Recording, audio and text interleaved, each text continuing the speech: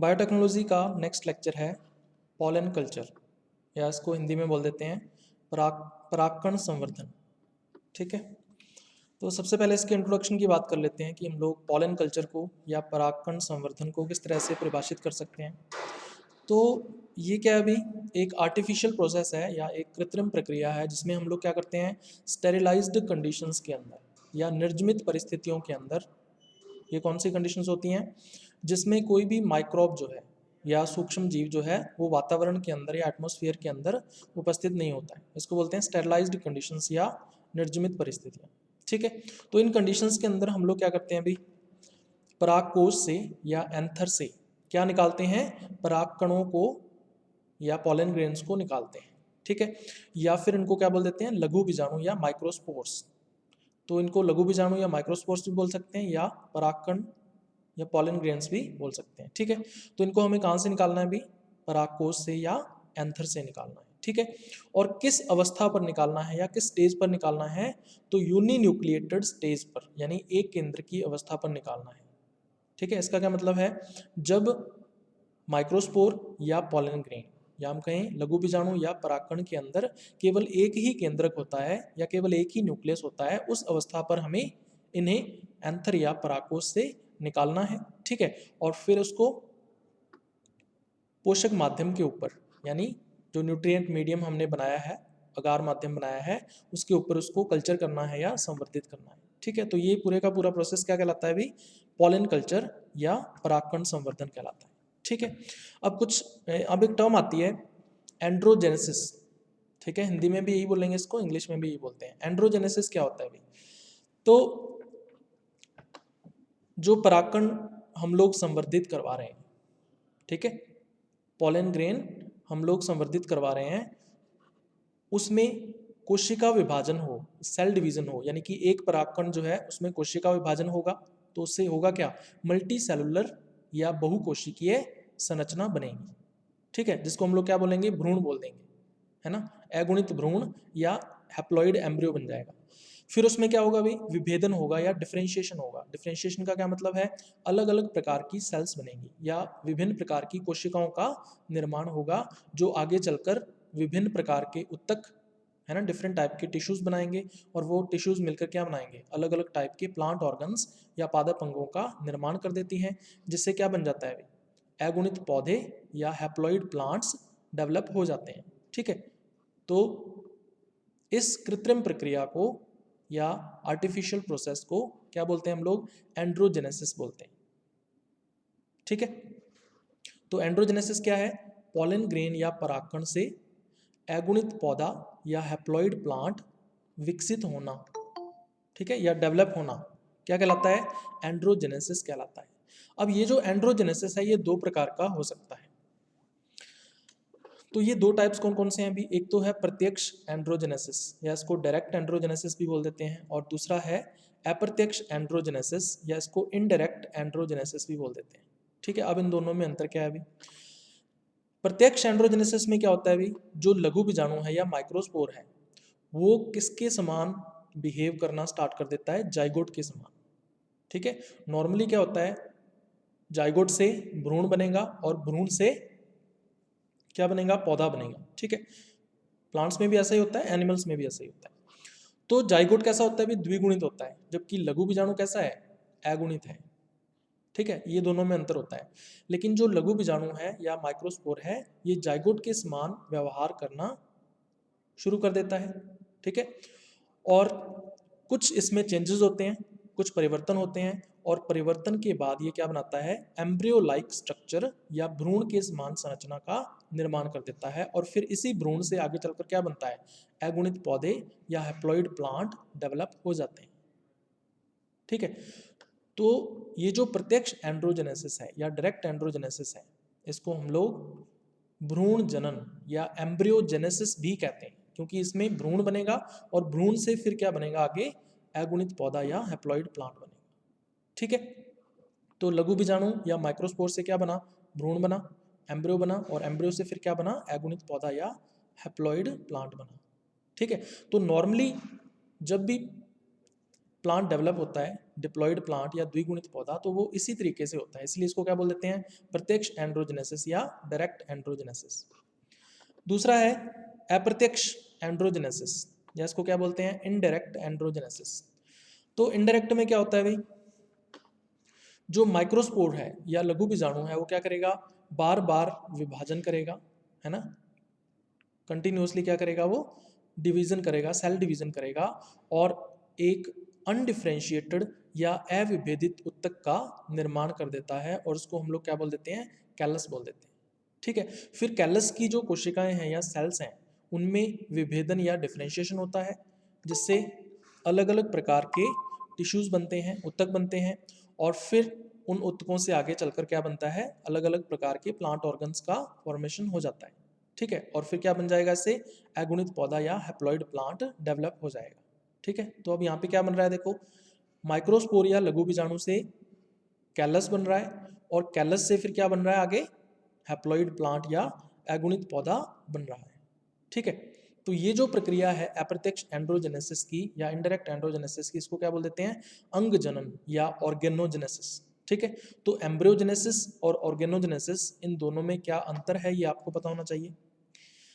तो दो टाइप का एंड्रोजेनेसिस हमने पढ़ा। उसके बाद प्रिंसिपल या सिद्धांत की बात कर लेते हैं। तो मैंने आपको बताया था कि जो प्लांट सेल्स होती हैं या पादप कोशिकाएं होती हैं, वो चाहे हैप्लॉइड हों चाहे डिप्लॉइड हों, अगुणित हों या द्विगुणित हों, उनमें एक गुण होता है या उनमें एक लक्षण होता है, उसको क्या बोलते हैं, टोटीपोटेंसी, या उसको हिंदी में बोल देते हैं पूर्ण शक्तता। ठीक है, तो लघु बीजाणु कैसी है, हैप्लॉइड सेल है या अगुणित कोशिका है, तो इसमें भी टोटीपोटेंसी का गुण पाया जाता है। ठीक है, तो इस गुण के उपयोग से हम लोग क्या करते हैं अभी, अगुणित पौधे का निर्माण करते हैं या हैप्लॉइड प्लांट को डेवलप करते हैं। ठीक है, तो मेन पॉइंट इसमें ये है जो आपको ध्यान में रखना है। अब जो लघु बीजाणु है यानी कि जो माइक्रोस्पोर होता है, उसके अंदर गुण सूत्रों का केवल एक ही समुच्चय होता है ना, और गुण सूत्रों का अगुणित समुच्चय या हैप्लॉइड सेट ऑफ क्रोमोसोम्स क्या कहलाता है अभी, जीनोम कहलाता है। ठीक है, तो लघु बीजाणु के अंदर केवल एक ही जीनोम उपस्थित होता है, जीनोम की केवल एक ही कॉपी होती है, जबकि अगर कोई द्विगुणित कोशिका है, डिप्लॉइड सेल है, तो उसमें कितने जीनोम होते हैं, 2 कॉपीज होती हैं जीनोम की। ठीक है, तो ये डिफरेंस होता है। अब अगुणित पादप निर्माण यानी कि जब हैप्लॉइड प्लांट का डेवलपमेंट होता है, ठीक है, किसमें, पॉलन कल्चर के अंदर या परागकण संवर्धन के अंदर, तो लघु बीजाणु जो है, ठीक है, जो माइक्रोस्पोर होता है, वो अपना सामान्य काम छोड़ देता है। इसका जो सामान्य काम है या जो जनरल वर्क है इसका, वो क्या है भाई, युग्मक का निर्माण करना, यानी कि गैमेट का फॉर्मेशन करना। तो यहाँ पे गैमेट तो बनते नहीं है, बल्कि क्या बनते हैं फिर, मेल न्यूक्लियाई बनते हैं, नर केंद्रक बनते हैं। ठीक है, वो किसके अंदर होते हैं, परागकण के अंदर या पॉलन ग्रेन के अंदर होते हैं। ठीक है, तो लघु बीजाणु का काम क्या है अभी, नर युग्मक या मेल न्यूक्लियाई का निर्माण करना।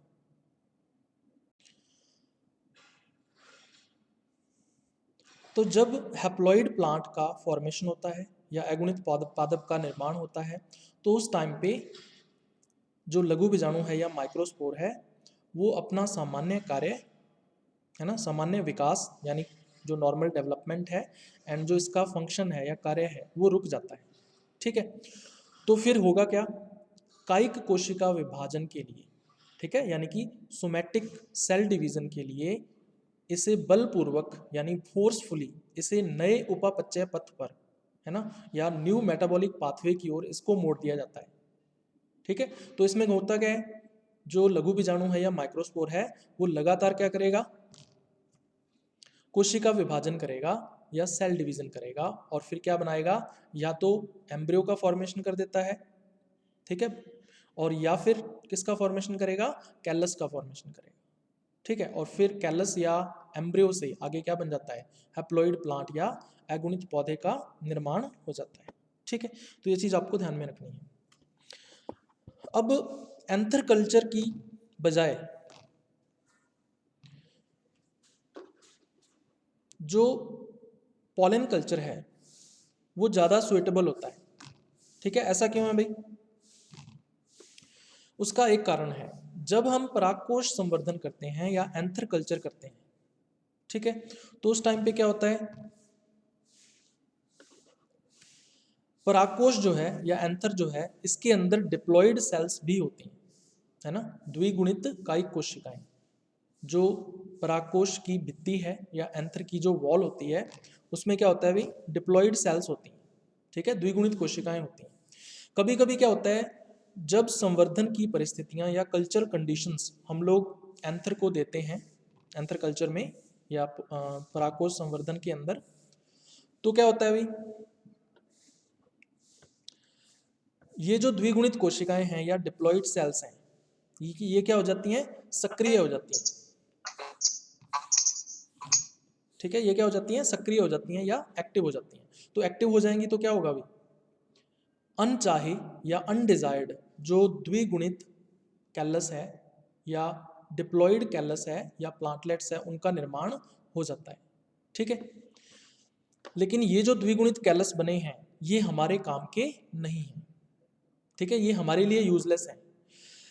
इसके अलावा कभी कभी क्या होता है भी, काइमेरा बन जाता है। अब काइमेरा क्या होता है भी, एक ऐसा ग्रुप ऑफ सेल्स या टिश्यू, उत्तक मान सकते हो आप लोग, एक ऐसा उत्तक जिसमें कुछ कोशिकाएं अगुणित होती हैं और कुछ कोशिकाएं द्विगुणित होती हैं, ठीक है। काइमेरा क्या है, एक ऐसा टिश्यू है जिसमें सम सेल्स हैप्लॉइड होती हैं और सम सेल्स कैसी होती हैं, डिप्लॉइड होती हैं। क्या कहलाता है, काइमेरा कहलाता है, ठीक है।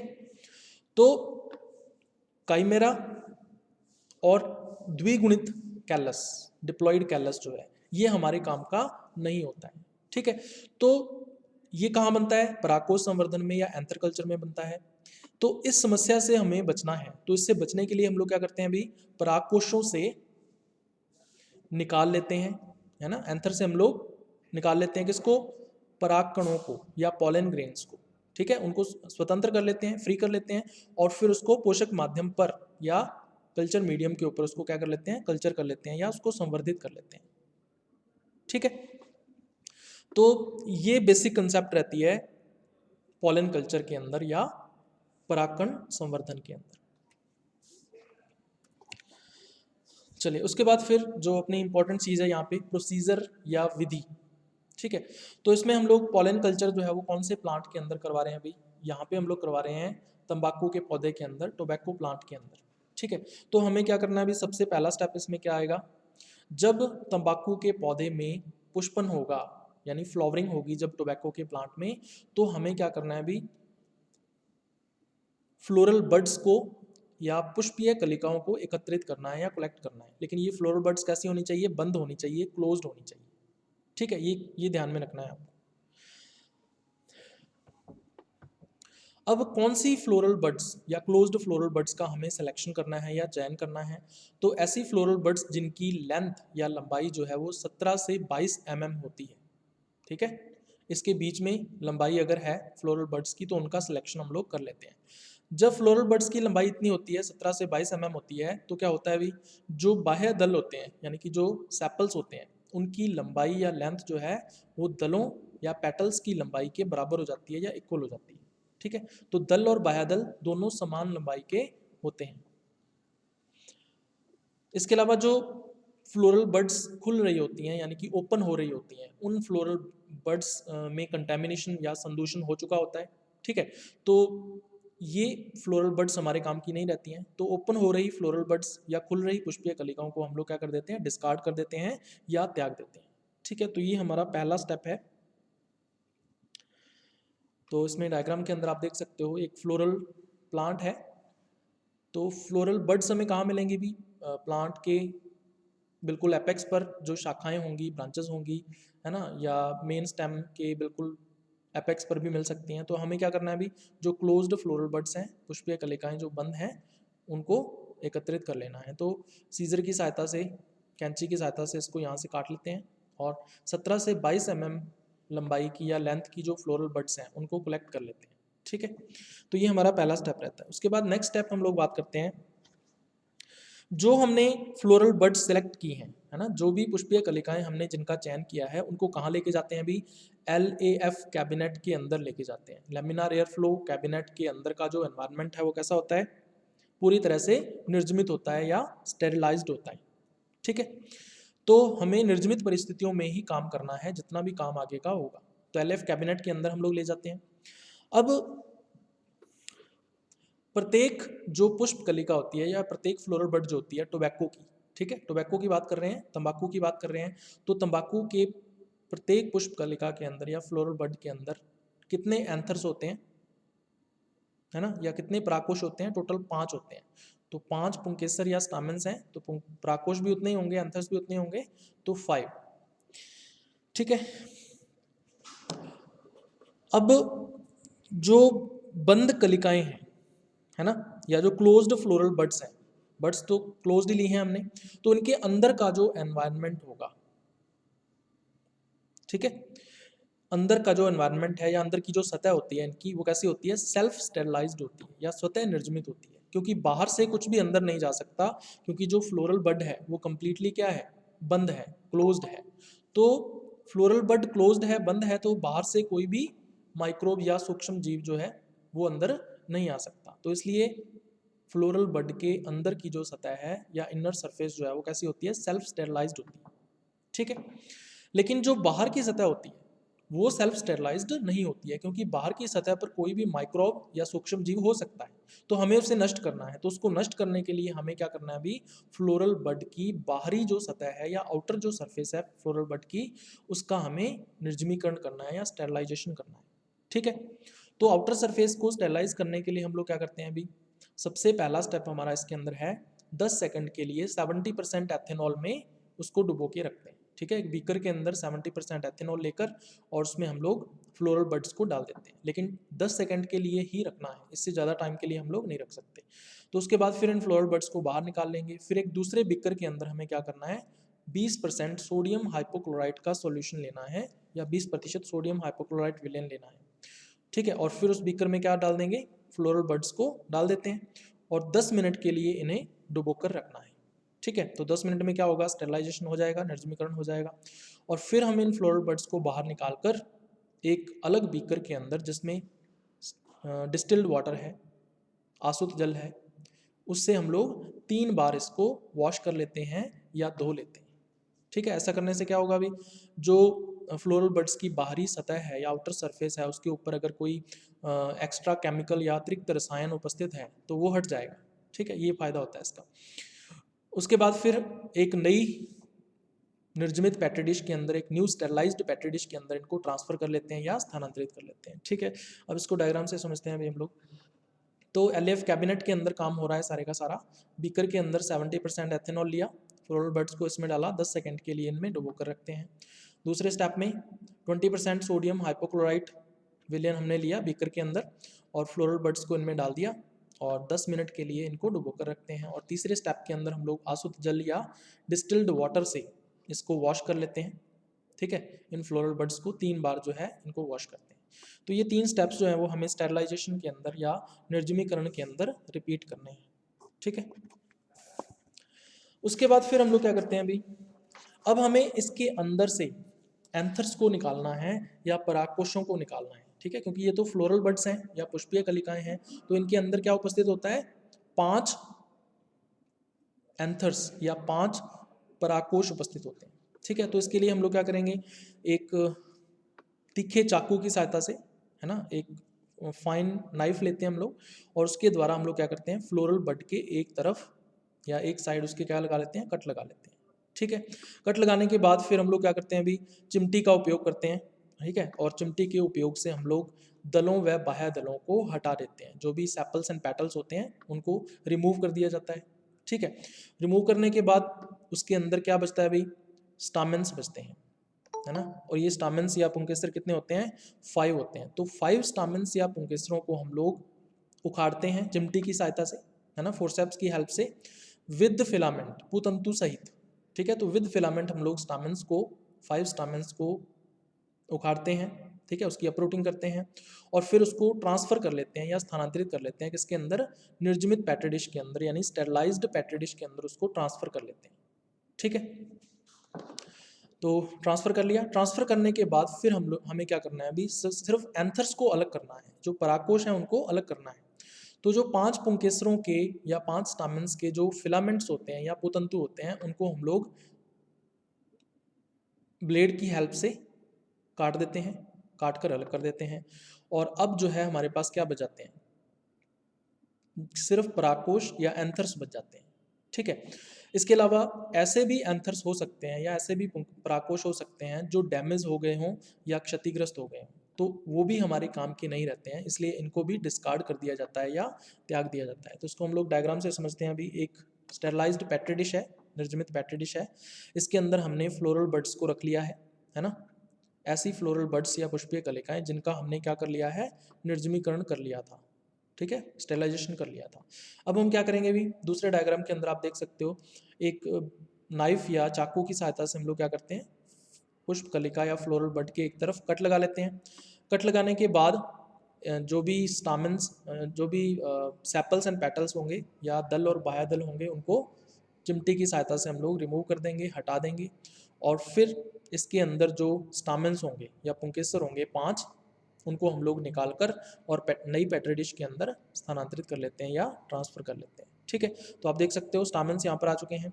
अब इनके जो फिलामेंट्स होते हैं, है ना, या इनके जो पूतंतु होते हैं, इनको काट देते हैं ब्लेड की हेल्प से, और फाइनली हमारे पास क्या बच जाता है, सिर्फ परागकोश या एंथर्स बच जाते हैं। तो पेट्री डिश के अंदर आप देख सकते हो केवल और केवल परागकोश या एंथर्स हैं। तो ये हमारे स्टेप्स रहते हैं जिनको डायग्राम के द्वारा हमने देखा। चलिए उसके बाद नेक्स्ट फिर हम लोग क्या करेंगे, भी हमें क्या करना है, 50 परागकोश लेने हैं।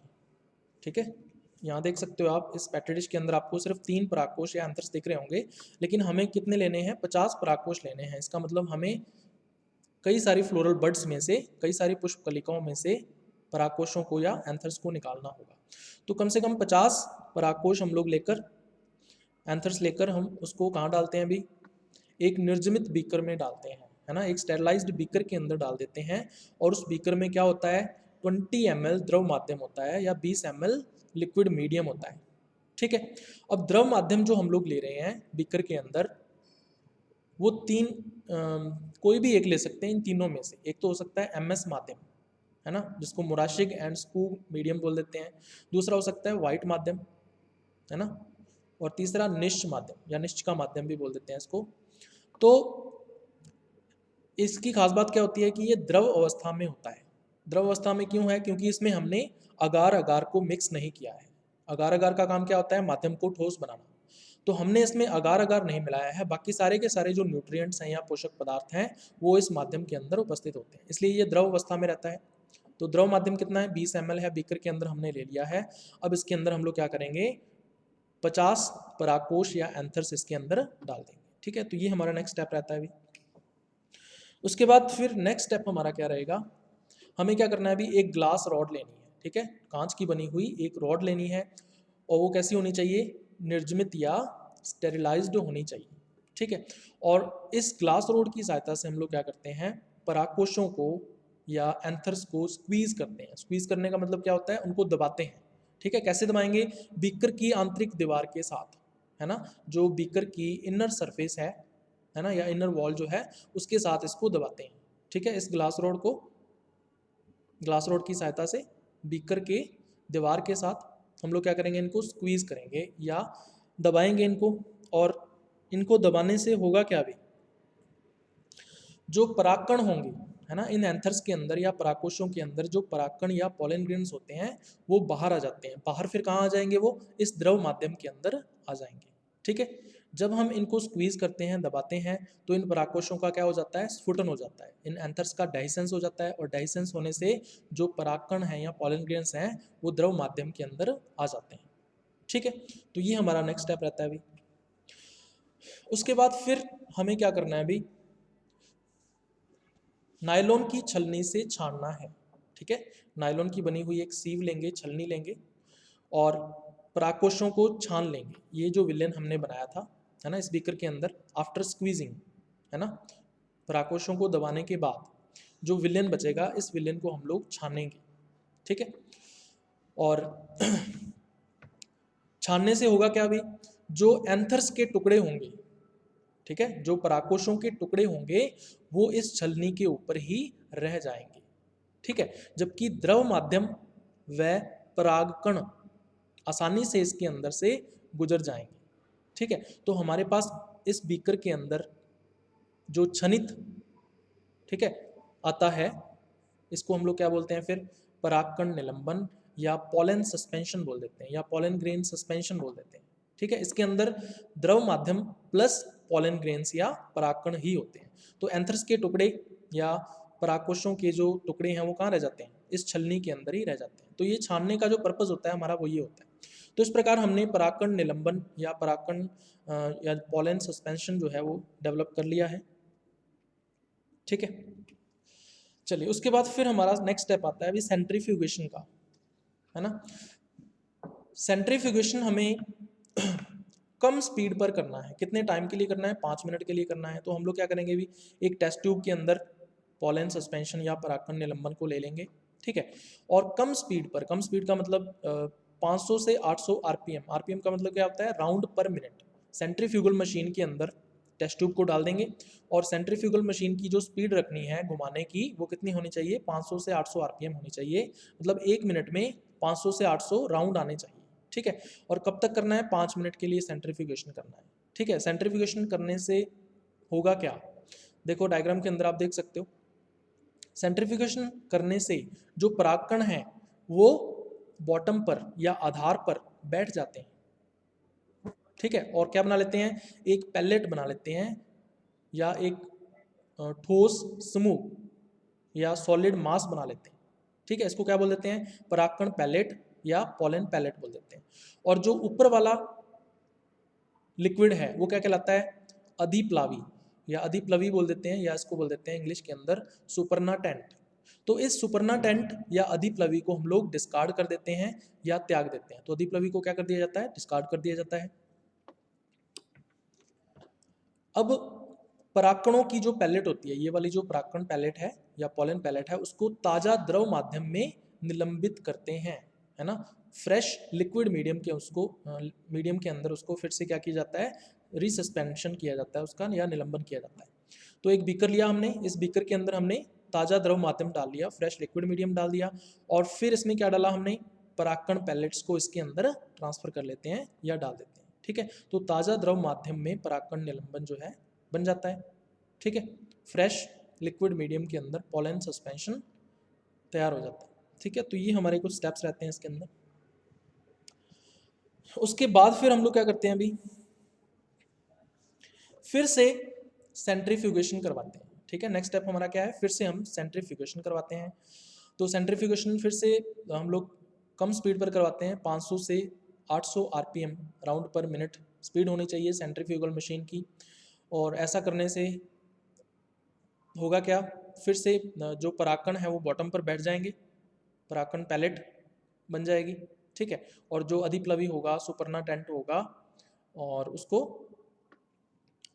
त्याग देते हैं, डिस्कार्ड कर देते हैं, और फिर से बीकर के अंदर ताज़ा द्रव माध्यम लेकर और फिर उसको रीसस्पेंशन करते हैं या पुनः उसका निलंबन कर लेते हैं। ठीक है, तो इस प्रकार 2 बार जो परागकण है या पॉलन ग्रेन्स हैं उनको वॉश कर लेते हैं या धो लेते हैं। ठीक है, चलिए अब हमें नेक्स्ट स्टेप के अंदर क्या करना है, अभी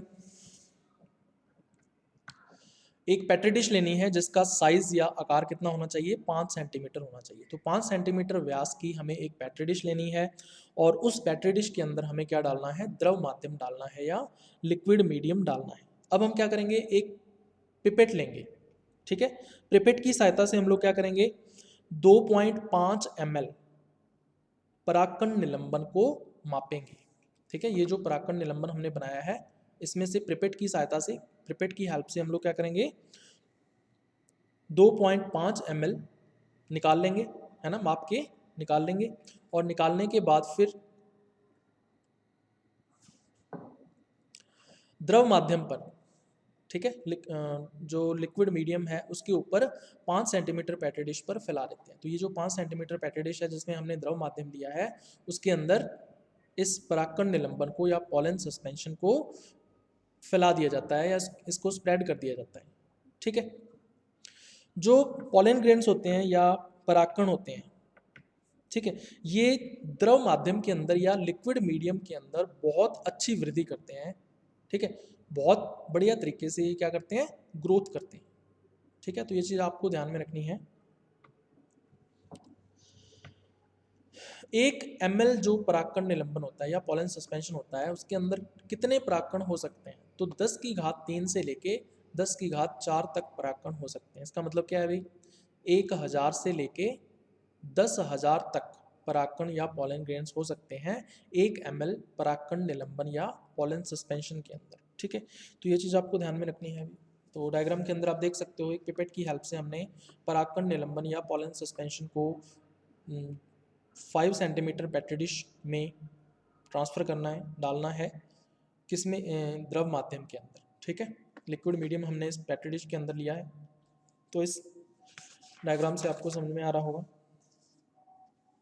चलिए, उसके बाद फिर हमें क्या करना है, अभी इंक्यूबेशन करना है या उष्मायन करना है। तो उष्मायन करने के लिए हम लोग क्या करेंगे, ये वाली जो पेट्री डिश है, ठीक है, इस पेट्री डिश को 5 सेंटीमीटर पेट्री डिश को हमें रखना है कहाँ पर, इंक्यूबेटर के अंदर। ठीक है, इंक्यूबेटर के अंदर रख के और फिर उष्मायन करने के लिए हमें क्या करना है, तापमान देना है या टेम्परेचर देना है। और टेम्परेचर कितना होना चाहिए, 27 से 30 डिग्री सेंटीग्रेड होना चाहिए। तो 27 to 30 डिग्री सेंटीग्रेड टेम्परेचर पर हम लोग इंक्यूबेशन करते हैं। अब इंक्यूबेटर के अंदर जो फोटो पीरियड है वो किस हिसाब से रखना है, तो हमें क्या करना है, 24 घंटों में से 16 घंटे 16 आवर्स हमें क्या देनी है, लाइट देनी है या प्रकाश देनी है। और 8 घंटे का हमें क्या रखना है, अंधेरा रखना है या डार्कनेस देनी है। ठीक है, तो ये हम रिपीट करेंगे हर 24 घंटे में। और प्रकाश की जो तीव्रता है वो कम होनी चाहिए, और कितनी होनी चाहिए, 500 लक्स होनी चाहिए। ठीक है, तो ये इंटेंसिटी जो है लाइट की वो भी ध्यान में रखनी है आपको। तो ये कंडीशंस हैं इंक्यूबेटर के अंदर जो हम लोग रखते हैं पॉलन कल्चर के लिए या परागकण संवर्धन के लिए।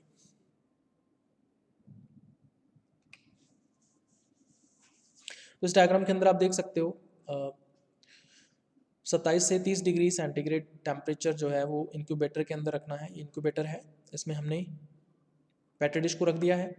16 घंटे का प्रकाश मैंने आपको भी बता ही दिया, और 8 घंटे का अंधेरा रखना है, और 500 लक्स तीव्रता होनी चाहिए प्रकाश की। और 30 दिन तक, 30 डेज तक हमें क्या करना है, इंक्यूबेशन या उष्मायन करना है। तो 30 दिन तक इसको इंक्यूबेटर के अंदर ही पड़ा रहने देना है। तो इन 30 दिनों में होगा क्या भाई,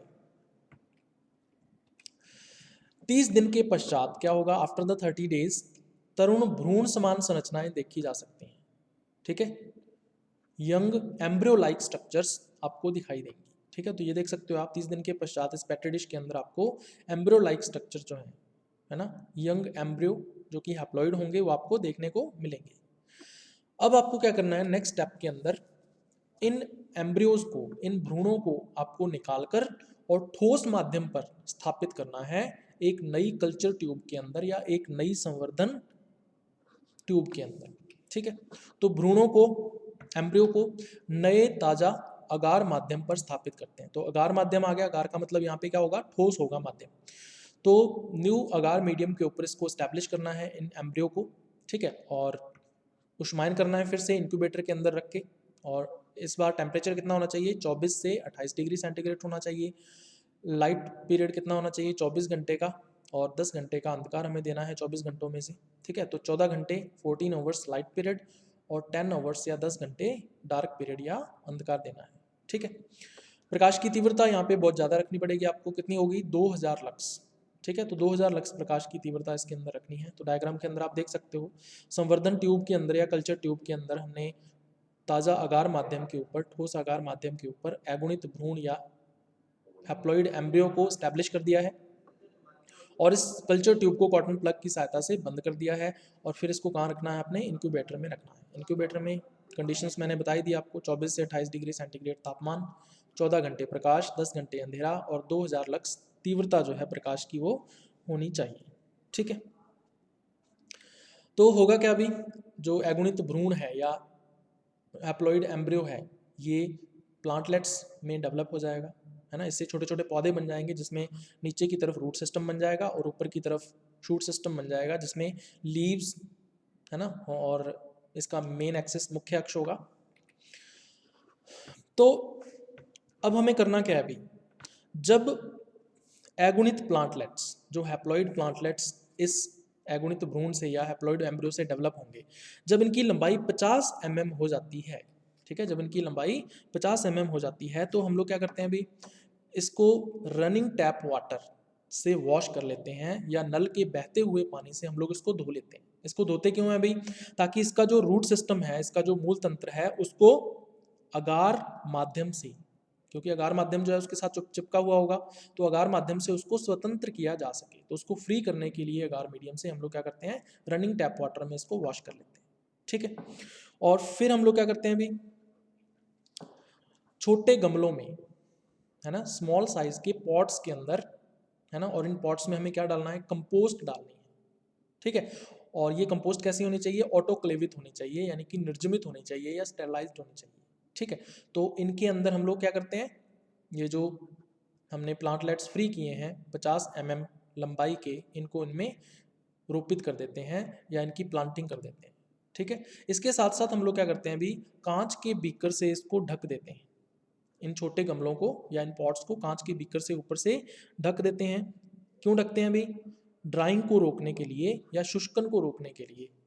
ठीक है, जो कंपोस्ट है उसके अंदर जो भी नमी होती है, मॉइस्चर होती है, वो अगर बाहर निकल जाए, उड़ जाए, तो क्या होगा, जो प्लांटलेट हमने इसके अंदर प्लांट किया है या एस्टैब्लिश किया है, वो नष्ट हो सकता है। तो इसको रोकने के लिए हम लोग बीकर से इसको कवर कर देते हैं, और फिर इसको कहाँ रख देते हैं, इन सारे सेटअप को नम ग्रीन हाउस के अंदर, यानी एक ऐसा ग्रीन हाउस जिसके अंदर नमी या आर्द्रता बनी रहती है, उसके अंदर इसको रख देते हैं।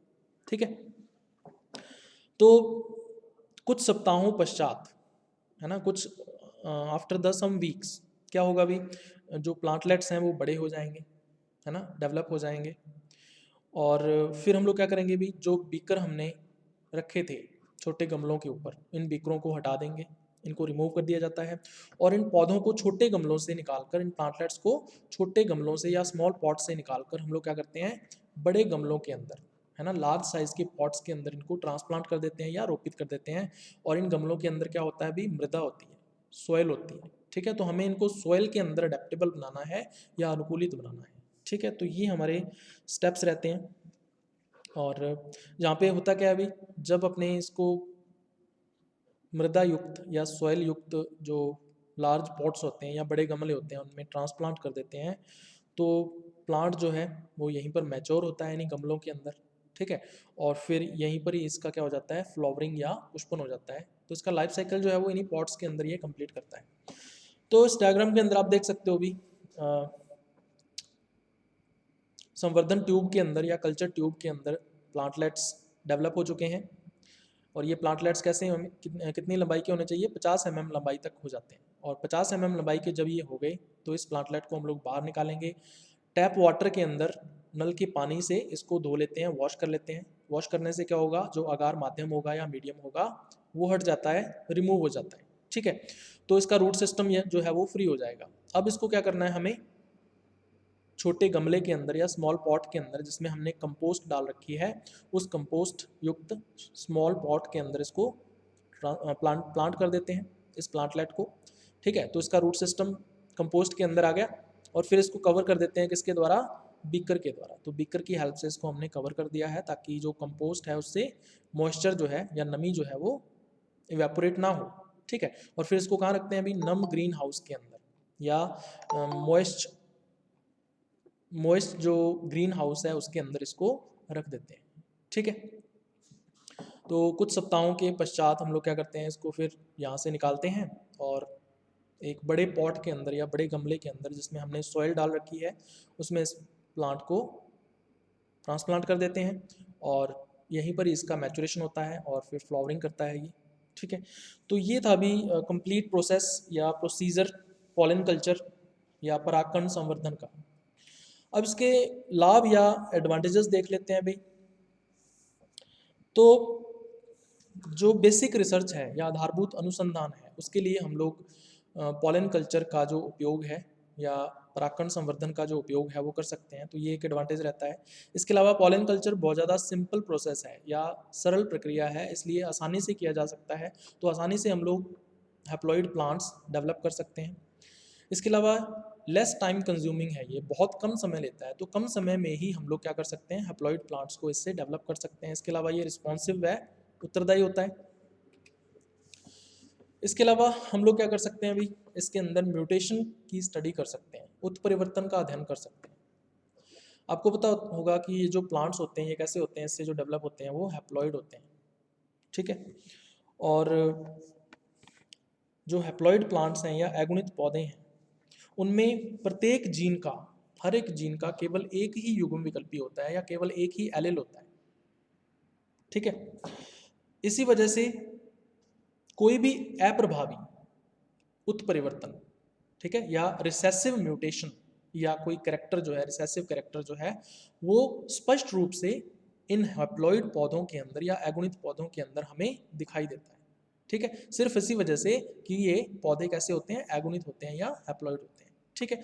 तो अगर कोई घातक जीन है, घातक जीन का मतलब कोई लीथल जीन है जो पौधे के ऊपर हार्मफुल इफेक्ट डाल रहा है, तो उससे होगा क्या भाई, ये पौधा सरवाइव नहीं कर पाएगा, जीवित नहीं रह पाएगा, इसलिए ये आसानी से जीन पूल से निष्कासित हो जाएगा या डिस्कार्डेड हो जाएगा अपने आप ही ऑटोमेटिकली, ठीक है। किस वजह से, सिर्फ एगुणित होने की वजह से। अगर ये द्विगुणित होता तो हो सकता है कि घातक जीन अपीयर ही ना हो, है ना, घातक जीन जो है या लीथल जीन जो है वो अपीयर ना हो, ऐसा भी हो सकता है। लेकिन एगुणित होने की वजह से इसका जो प्रभाव है लीथल जीन का या घातक जीन का, वो हमें दिखाई देता है, पौधे सर्वाइव नहीं कर पाते हैं, जीन पूल से निष्कासित हो जाते हैं या डिस्कार्डेड हो जाते हैं। तो इस प्रकार से हम लोग म्यूटेशन का जो अध्ययन है या स्टडी जो है वो इजीली कर सकते हैं, आसानी से कर सकते हैं। इसके अलावा क्रायोजेनिक स्टडीज़ के लिए भी हैप्लॉइड प्लांट्स का उपयोग जो है वो किया जाता है, ठीक है। तो ये भी एक यूज़ है पॉलन कल्चर का। चलिए, इसके अलावा और भी लाभ हो सकते हैं, जैसे plant breeding and crop improvement के लिए उपयोग, पादप प्रजनन व फसल सुधार के लिए किस प्रकार से उपयोग हो सकता है। जो प्योर लाइन्स होती हैं, जो शुद्ध वंशक्रम होते हैं, वो कैसे होते हैं भी, समयुग्मजी होते हैं या आइसोजेनिक होते हैं, ठीक है। होमोजाइगस होते हैं, आइसोजेनिक नहीं, होमोजाइगस होते हैं।